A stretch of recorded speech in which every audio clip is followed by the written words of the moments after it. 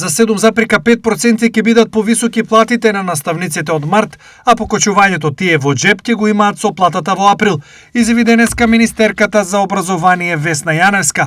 Ова е само едно од покачувањата кои во образованието треба да се случуваат во наредните години, а по претходен договор помеѓу владата и синдикатот. Не само годинава, туку во сите 4 години, според нашиот договор, договорот на владата со СОНК, наставниците ќе добиваат зголемување на платата.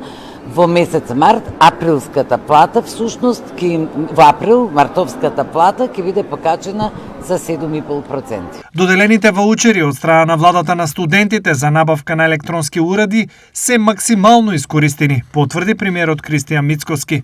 Целосно е искористено тоа. Скупната бројка е искористена, што на нас посебно не радува. За прв пат ова се случува.